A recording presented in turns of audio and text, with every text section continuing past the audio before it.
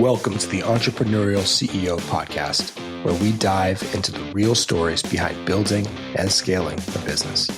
Each episode, we sit down with CEOs, founders, and leaders to uncover hard-won lessons in leadership, systems, and team building.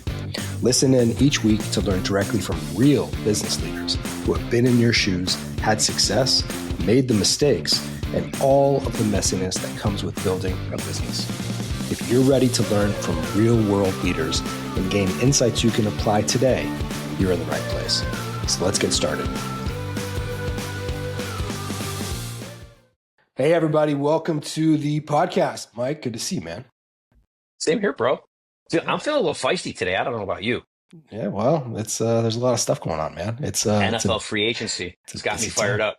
Well, the Pats are making moves, so everybody's excited. Let's hope they're not good moves, but they look pretty good, but they'll screw it up at some point, which is good to hear. It's a pattern. It's a trend. Yeah. Only a guy from Buffalo can say that. Well, we're at the bottom, right? The only place to go is up from here.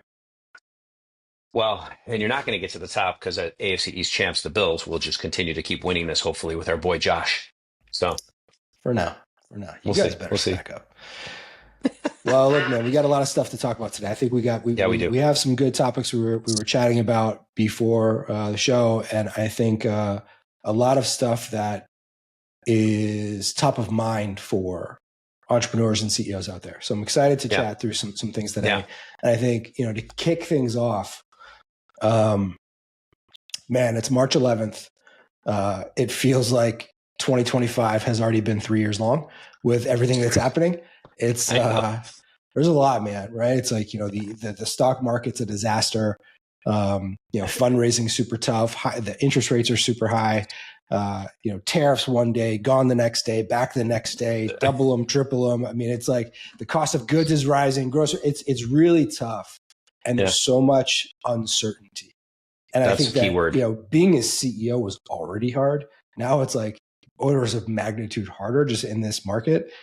And man, it's like we just came out of COVID. So it's tough. And I think, again, it's, through the lens of a CEO or founder, how do you deal with it, man? If a CEO is listening to this or a founder is listening to this and they're feeling overwhelmed and anxiety stepping in or whatever it may be, what should they do? What would you do?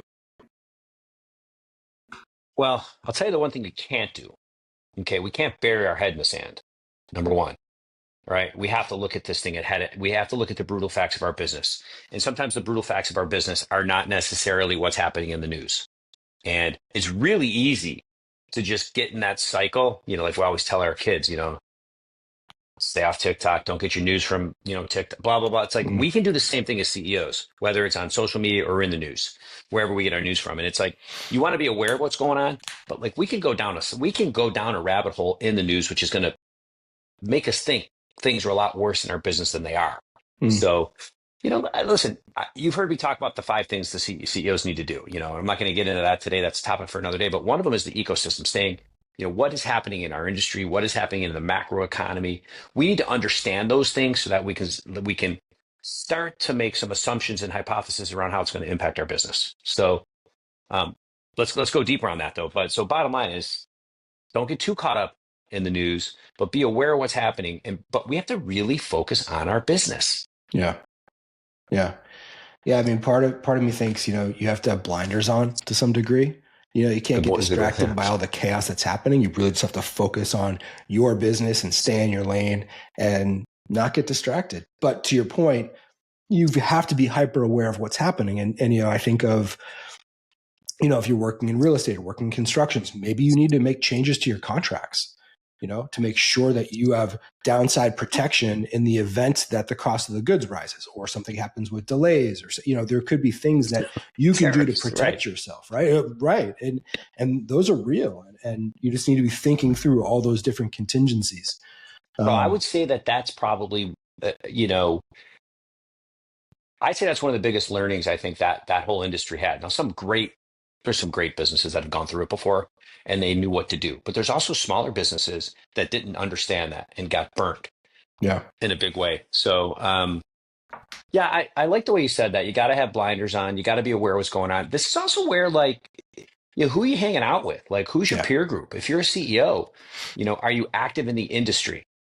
Do you have a CEO peer group like YPO or EO outside of your industry? Because that's where you get different perspectives and different takes. And you are who you hang out with. So make sure you're around the right people that are giving you the right information and you guys are looking at problems the right way. That's a good point.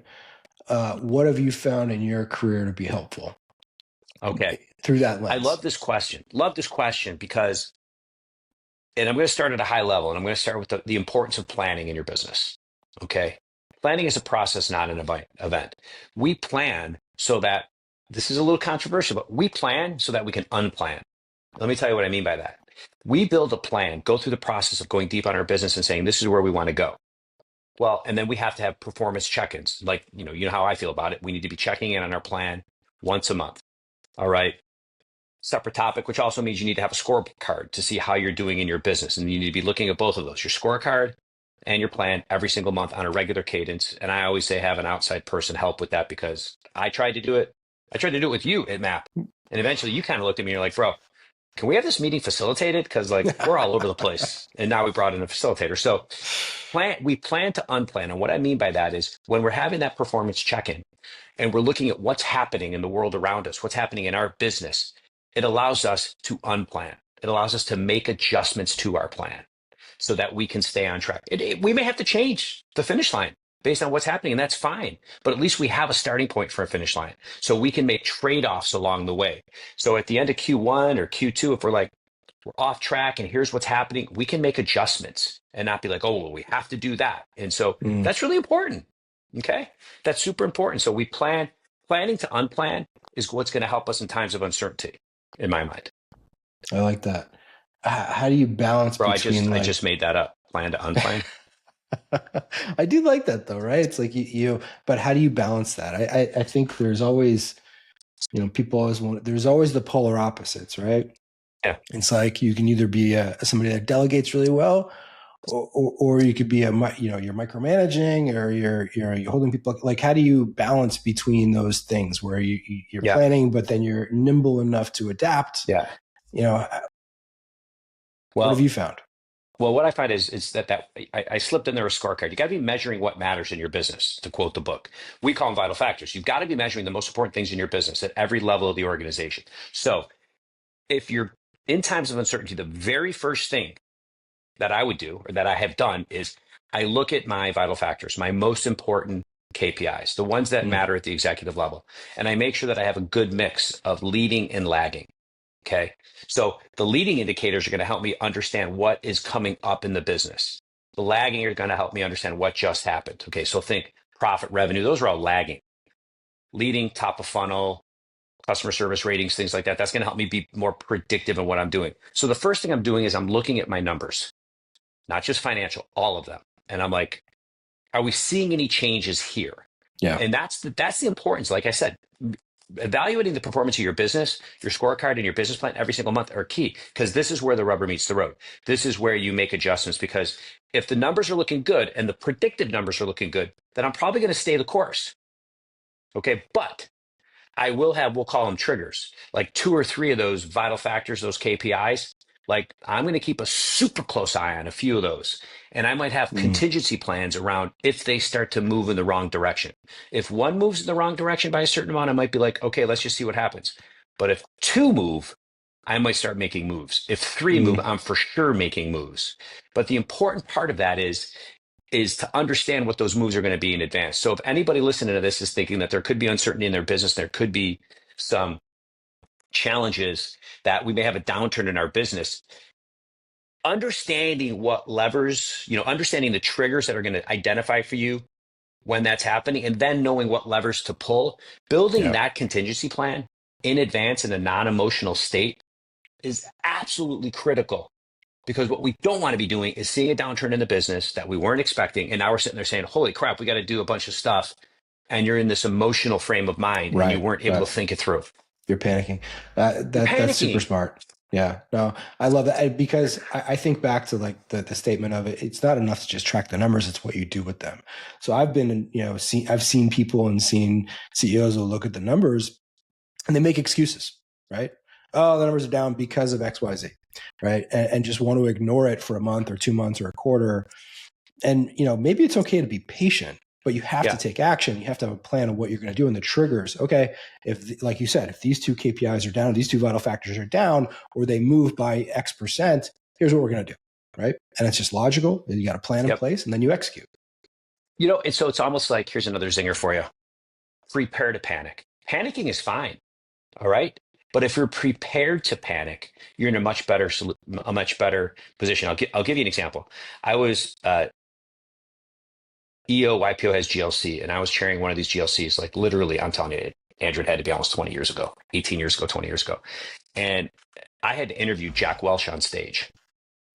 And Jack Welch is fielding questions from the audience. And one of the entrepreneurs stands up and says, what would be the best advice? If you have one single piece of advice for me as an entrepreneur, what would it be? And you could tell Jack liked the question because he was sick of answering my questions. And he pauses for a second. I'll never forget this. He looks out the audience and he says, panic sooner. And, what he meant by that is prepare to panic, have a plan. But when you see those leading indicators start to go sideways, start panicking and making the moves that you said you were going to make, that you planned to make in that non-emotional state. And that's some of the best advice I had. The funny thing is that a couple of years later, we were entering the global financial crisis, and we started to see our numbers at Restaurants on the Run start to go down. And we didn't panic sooner, and we didn't have the plan. So we started 1 month it was like, okay, we don't know when this is ending. Make cuts. The next month, oh man, we don't know, more cuts. We did that for 3, 4, 5 times. And by the time things started to turn around, the culture had changed, and everybody was like, okay, when's the next shoe going to drop? Am I safe? And that was really bad. And it took us a couple of years to build the confidence back of our team. If we would have prepared to panic and had a plan and then cut all at one time when things didn't look right and not mess around with all these cuts, I could have communicated that to the company and they would have understood it. And I would have said, my message would have been different. It wouldn't have been reactive. It would have been proactive, which would have built more confidence in the company that me as the CEO and our executive team were preparing for this. That's a lesson I've learned a long time ago as well. Cut once, cut deep. Yep. What? Yeah, you probably have had to do that at one of your companies. For sure. I mean, look, everybody, I mean, if you haven't had to go through that, then, that's amazing. Good for you, right? For you, and congrats. But a lot of entrepreneurs have had to go through that. You have to cut the team. You have to, fall back a little bit before you build up again. And it's tough. I mean, making small little cuts here and there. You can tell yourself the story of why it makes sense.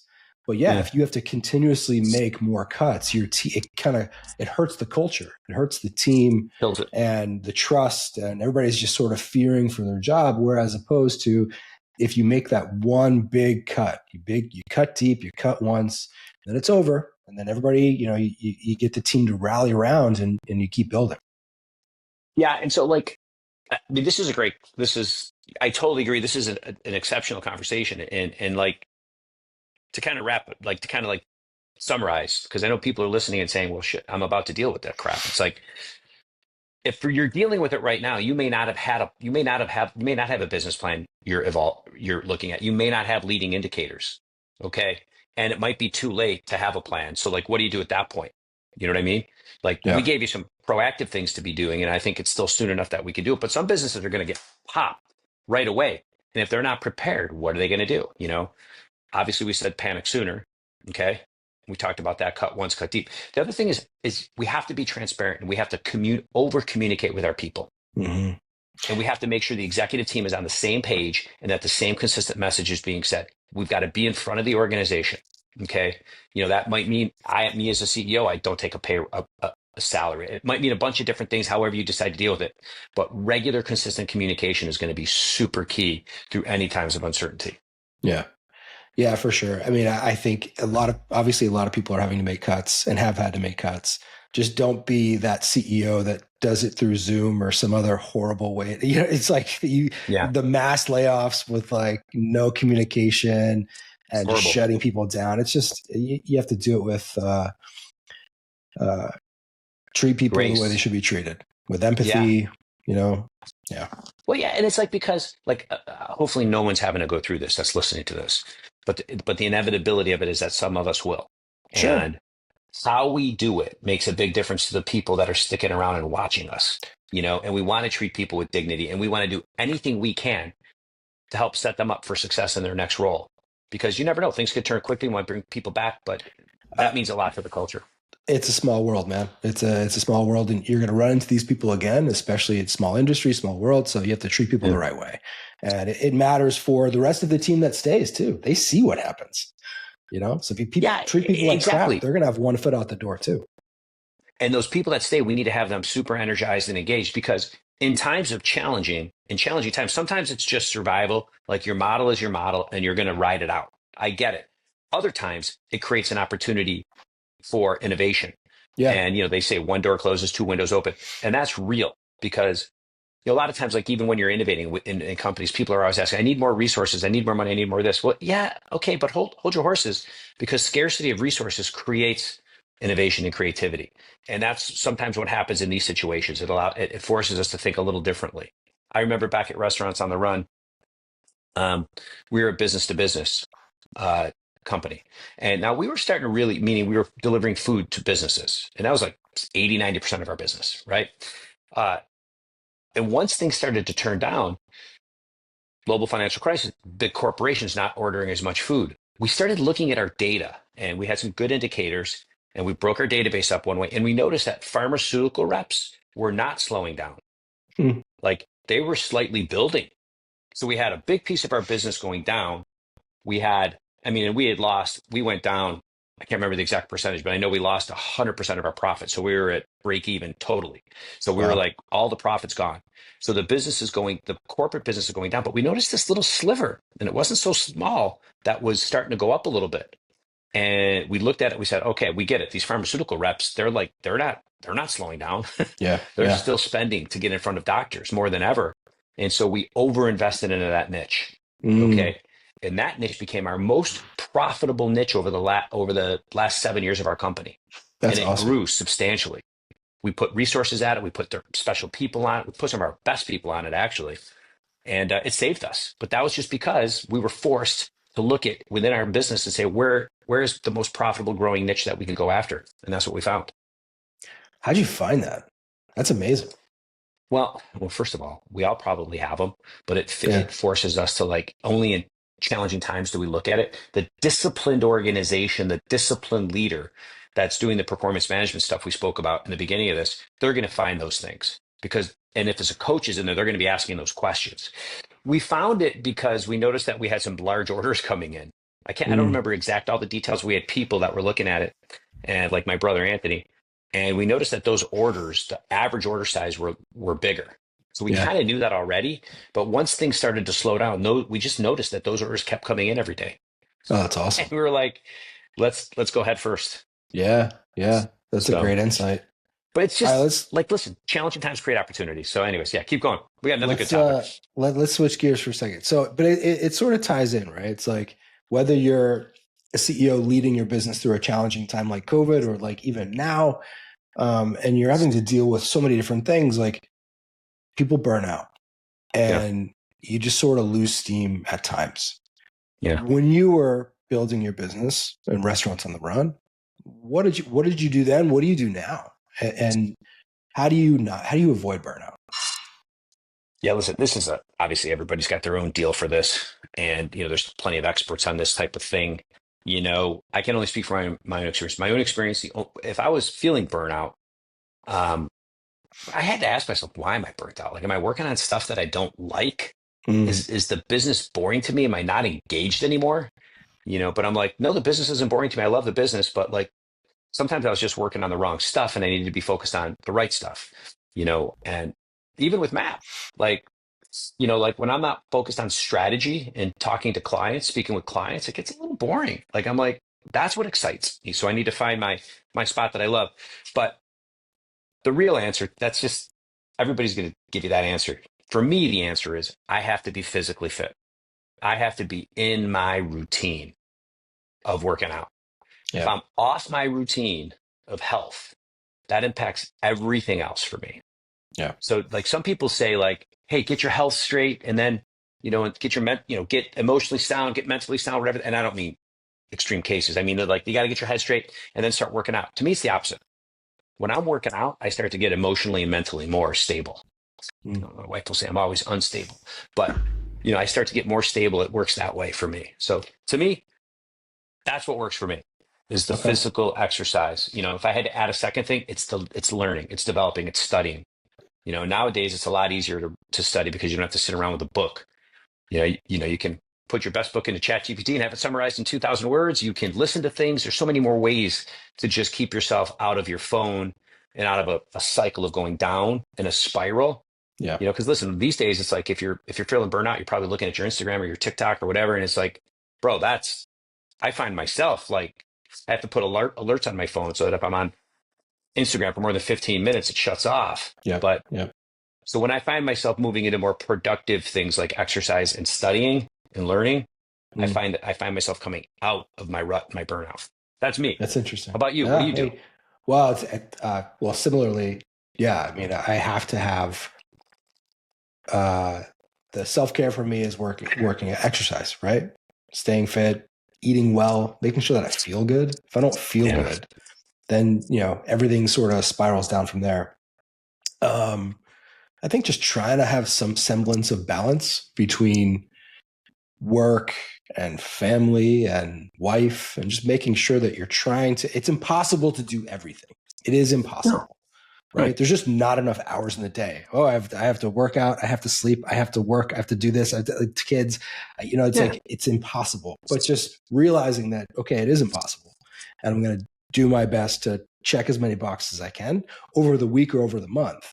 And trying to track that. I don't do a scorecard. I think you used to do one, right? Like a scorecard for, I don't do that, but just trying to take some sort of note of where I am across those different variables, I think helps mentally. Yeah, I agree. I'll tell you, I'll go on a little rant here of like how I look at things.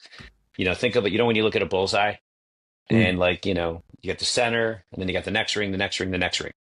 You're taking a shot. You're trying to get on the bullseye. Well, I kind of look at my life like that a little bit. It's like the center of the bullseye is me.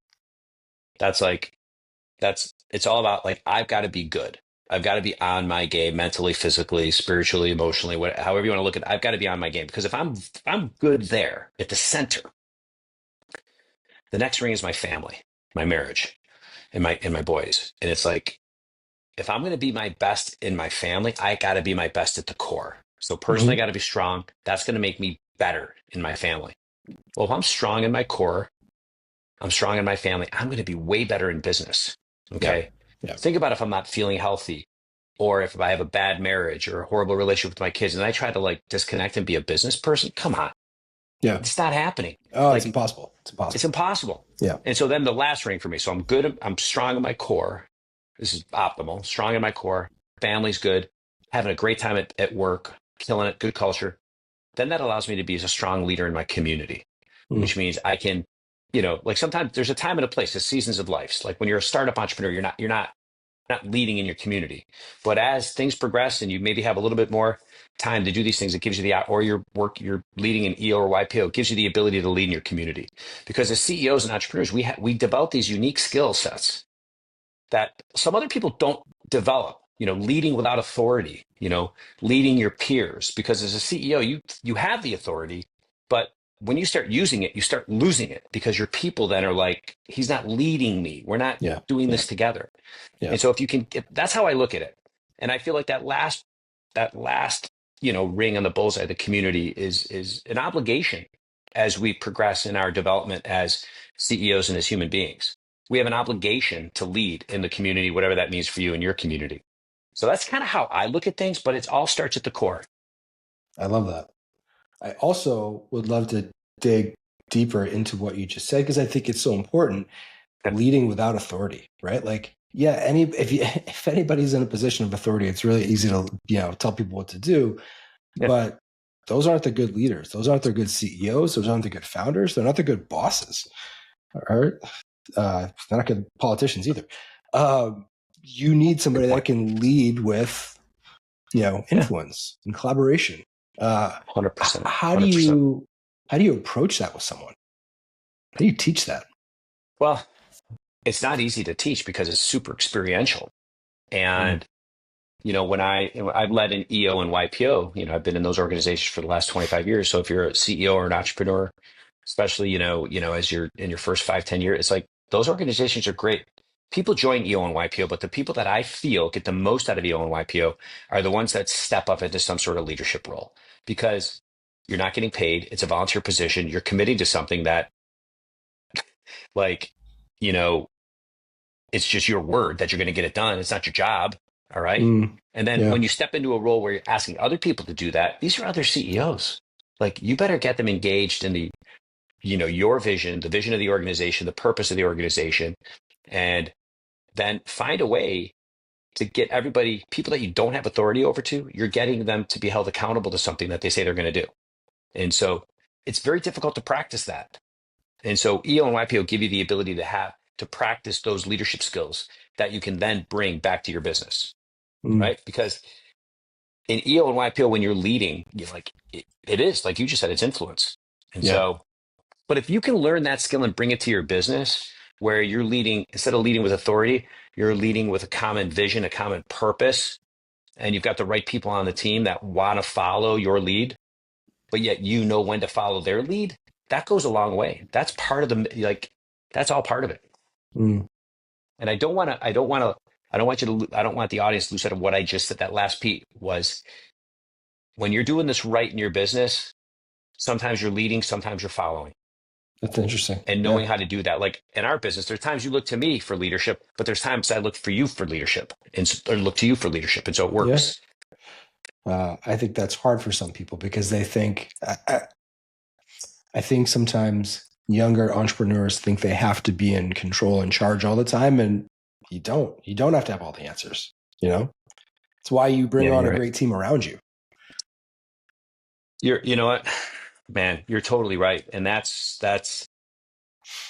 and to circle completely back to the beginning of the conversation, like, that's when, in times of uncertainty, that's where it pays off that you got the right people around you. Yeah, for sure. Because they're not looking to you for everything, because that's a lot of pressure.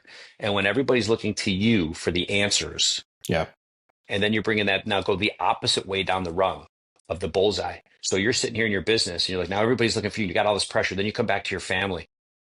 Man, that's got to be hard. Then you go back to your personal habits where you're like, man, I'm getting killed at work. Marriage is rocky, kids, because I'm so busy. I got to get up early and go to work. I'm not going to work out. And so that's where getting those right people around you helps. Again, it's the plan to unplanned thing we talked about. Like, you got to plan, and then you got to be able to unplan, but you got to have the right team to help you unpack that so you can make the adjustments. Yeah. Oh, man, being an entrepreneur is lonely. Right? You've got to get the right people around you. You've been there. Yep. I mean, that's why, whether it's a peer group or EO or YPO, or just, you said it earlier, having people that you can talk to about what's happening, or bounce ideas off, or just a mentor, anybody that you can talk to. It's just so valuable. And that's why this is called the Entrepreneurial CEO Podcast, because, like, we're not just like the founder podcast. We're not this. It's like, no, entrepreneurs eventually need to take all that. They need to take everything that makes them great and then pair it with these abilities that a CEO has. Okay. Or you can just step away from your business and replace yourself and walk away, but there needs to be a CEO, and generally that's you. So being able to say, hey, I'm the entrepreneur and I've got all this energy, but yet I'm also professional from the way we approach building a business, because small entrepreneurs, it doesn't matter. Like, it's an idea, you're building it, and it's great. But eventually they're hiring great people, and those great people need structure, and they need a real CEO, not just a lunatic entrepreneur like I was. It's probably still am. Got to put those things together. And that's why, that's the purpose behind this podcast, Andrew. And you get it. It's well said. All right, Mike. Well, this has been, I think this has been a really good conversation. And obviously, things people need to hear right now. It's hard. Like I said, man, it's a tough market right now, but this has been great. Thank you. And we'll talk again soon. Nice work. Thanks, Andrew. All right, Mike.